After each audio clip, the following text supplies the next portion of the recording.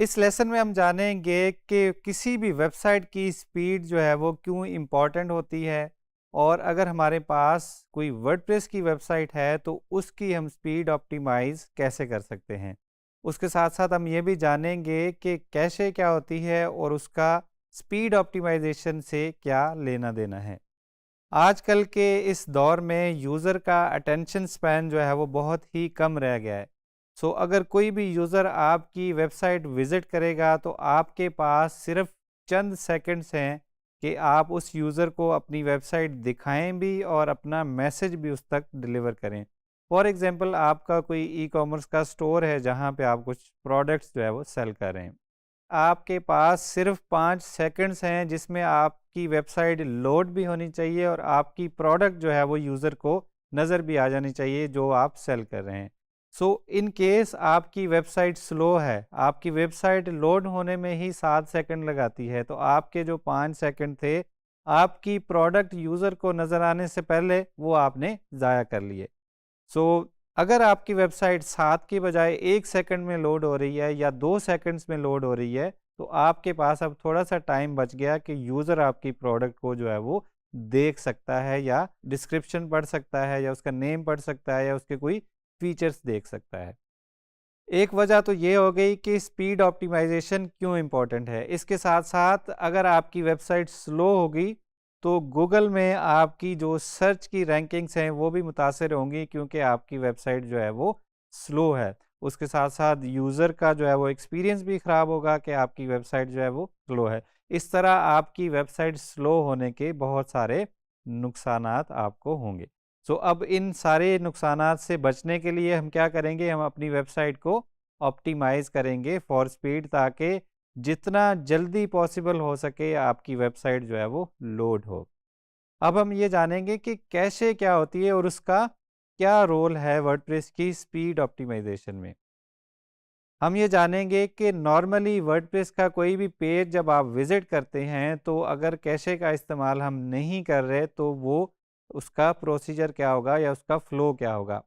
User आपकी website visit करने आएगा, कोई भी पेज को ओपन करने की कोशिश करेगा, सर्वर जो है वो उस पूरे पेज को जनरेट करेगा। आपने जो भी टेम्पलेट फाइल्स लगा रखी होंगी, आपकी थीम के मुताबिक, आपकी प्लगइन की फंक्शनैलिटी, सारी चीज़ों की कैलकुलेशन करने के बाद सर्वर जो है आपको एक पूरा पेज बना के देगा, पेज कैलकुलेट करके देगा कि ये आपका पेज है जो आपने रिक्वेस्ट किया था, और उसमें कुछ जो है वो टाइम लगेगा क्योंकि सर्वर को सारी चीज़ें प्रोसेस करने में थोड़ा-सा टाइम चाहिए होगा कि आपको वो डेटाबेस से कंटेंट उठाया, उसके बाद थीम ने जो है वो उसका डिज़ाइन जनरेट किया और उसके बाद आपको वो पेज जनरेट होके मिल गया।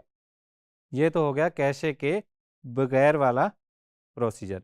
अब अगर हम कैशे इस्तेमाल कर रहे होंगे तो होगा क्या, सर्वर जो एक दफ़ा किसी ने कोई पेज रिक्वेस्ट किया था, फॉर एग्ज़ाम्पल हम कहते हैं कि हमने अबाउट का पेज रिक्वेस्ट किया था।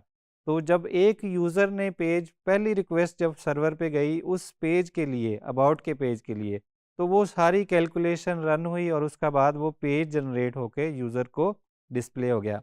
अब जब कैशे इनेबल्ड हो गई तो सर्वर क्या करेगा, इसी जनरेटेड पेज की जो उसका फाइनल रिज़ल्ट था, उसकी कॉपी अपने पास बना के रख लेगा। अब जब दूसरा यूज़र उसी पेज को विज़िट करने आएगा तो बजाय इसके कि सारी कैलकुलेशन दोबारा से हो, वो जो पहले से कैलकुलेशन हुई हुई थी जिसमें रिसोर्सेज़ भी लगे थे, टाइम भी लगा था और पेज जनरेट हुआ था, सर्वर जो है जल्दी से वही पेज उठा के जो है वो यूज़र को डिस्प्ले करा देगा। अब यहाँ पे 2 फ़ायदे हुए, एक तो रिसोर्सेज़ बच गए सर्वर के एग्ज़ीक्यूशन वाले, दूसरा यूज़र को जो कंटेंट था वो जल्दी से डिस्प्ले हो गया।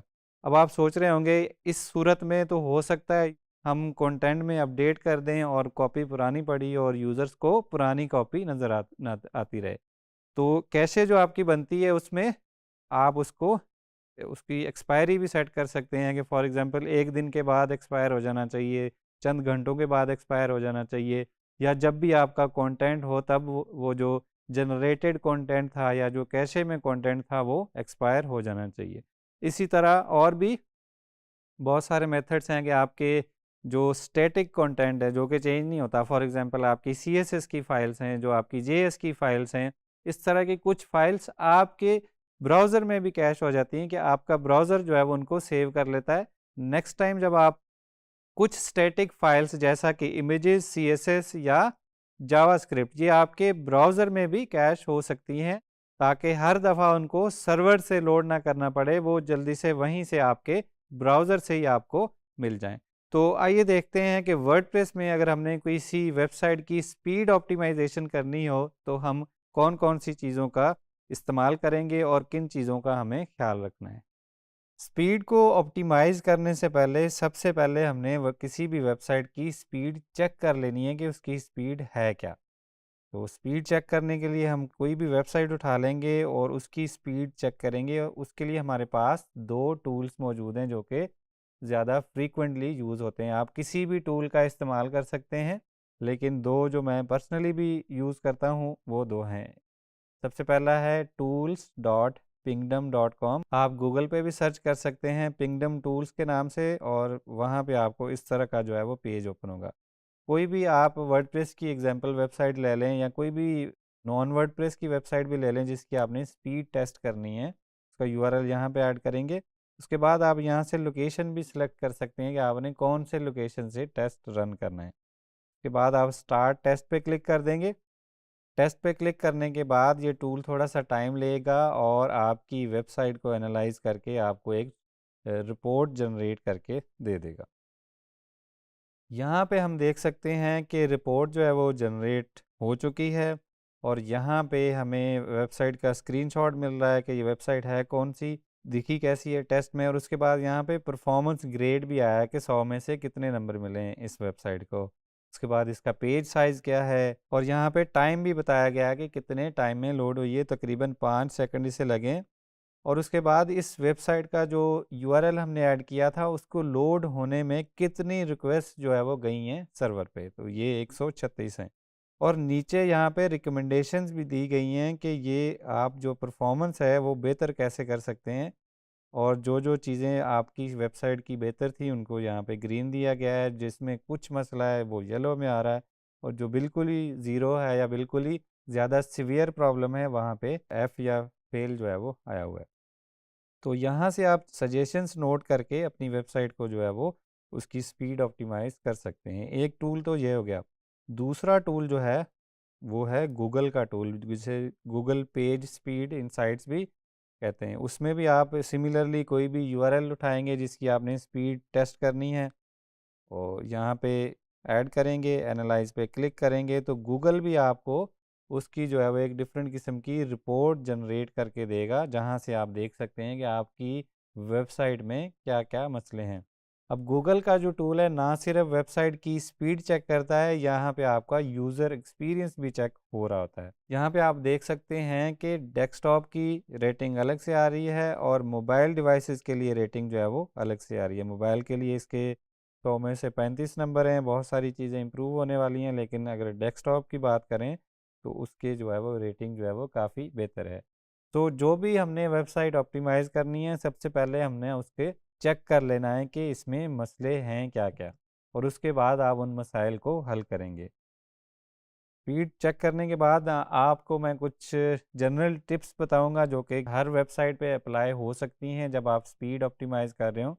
तो आपने अगर बेहतर स्पीड्स आपको चाहिए तो सबसे पहले आपने ख्याल ये रखना है कि आपकी वेबसाइट जहाँ पे आप होस्ट कर रहे हो, आप उसकी रिक्वायरमेंट के मुताबिक एक डिसेंट होस्टिंग जो है वो सिलेक्ट करें। फॉर एग्जांपल अगर आपकी स्टैटिक वेबसाइट है, उसमें बहुत ज़्यादा पेजेस नहीं हैं, तो आप जो है वो थोड़ा सा होस्टिंग प्लान इकोनॉमिक ले सकते हैं। लेकिन अगर आपका ई कॉमर्स का स्टोर है या आपकी वेबसाइट पे बहुत ज़्यादा ट्रैफिक है, तो फिर अकॉर्डिंगली आपको उसके लिए होस्टिंग भी जो है वो बेहतर ख़रीदनी पड़ेगी। उसके बाद आप क्या कर सकते हैं, हमने कैशे की बात की, आप कैशे वर्डप्रेस में इनेबल कर सकते हैं। उसके लिए बहुत सारे प्लगइन्स मौजूद हैं, जिसमें अगर हम फ्री की बात करें जो कि फ्री में भी काम करता है, इसका पेड वर्जन भी मौजूद है, लेकिन ये फ्री में भी आपको बहुत सारी फंक्शनैलिटी देता है जिसका नाम है W3 कैशे। उसके बाद अगर आप प्रीमियम पे जाना चाहें तो WP रॉकेट के नाम से एक प्लगइन अवेलेबल है।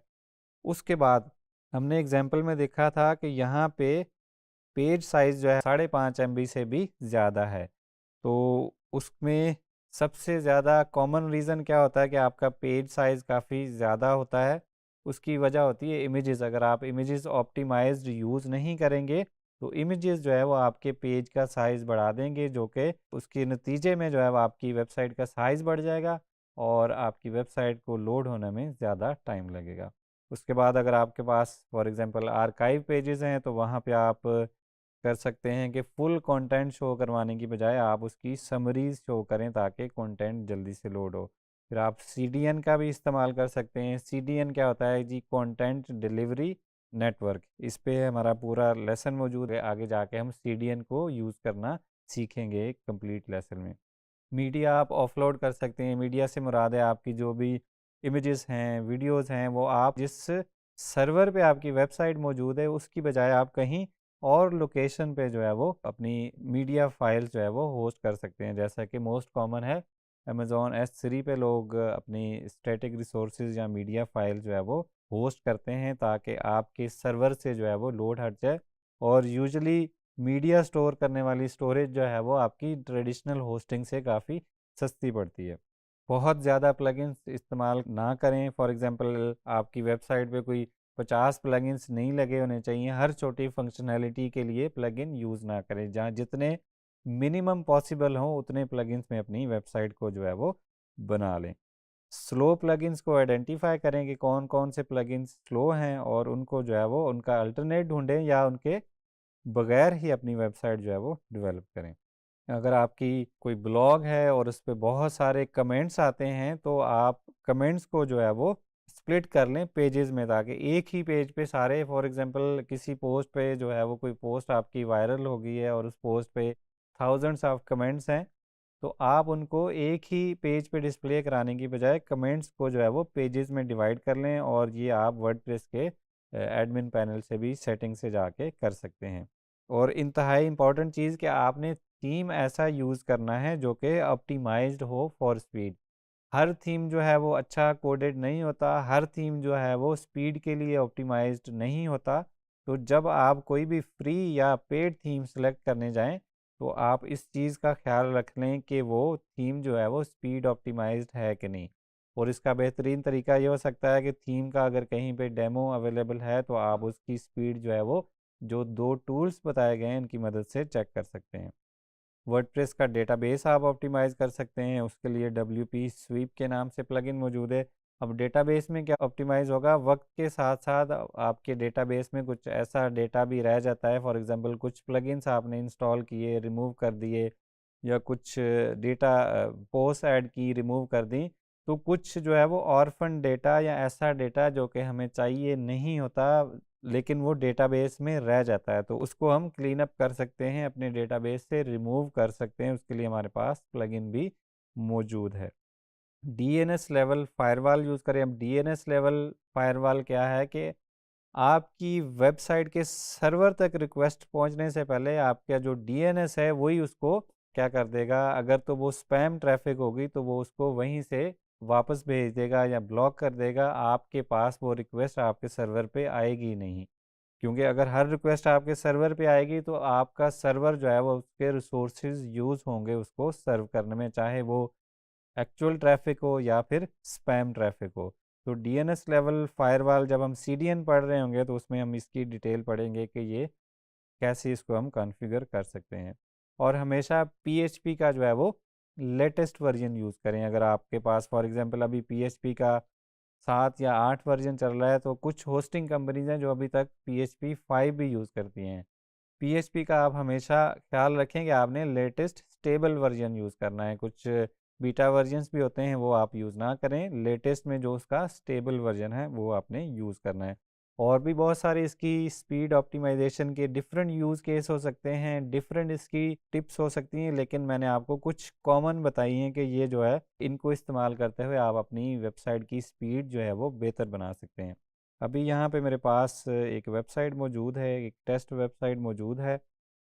इसकी जो है वो हम पिंगडम में जाके इसकी स्पीड चेक कर लेंगे। स्पीड चेक करने के लिए हमने क्या किया, वेबसाइट का यूआरएल ऐड किया, स्टार्ट टेस्ट पे क्लिक किया और अब हम थोड़ी देर वेट करेंगे ताकि इसका रिज़ल्ट जनरेट हो। वेबसाइट स्पीड टेस्ट का रिज़ल्ट जनरेट हो चुका है और हम देख सकते हैं कि जो हमने पहले वेबसाइट टेस्ट की थी उसके मुकाबले में यहाँ पे मामलात जो हैं वो काफ़ी बेहतर हैं।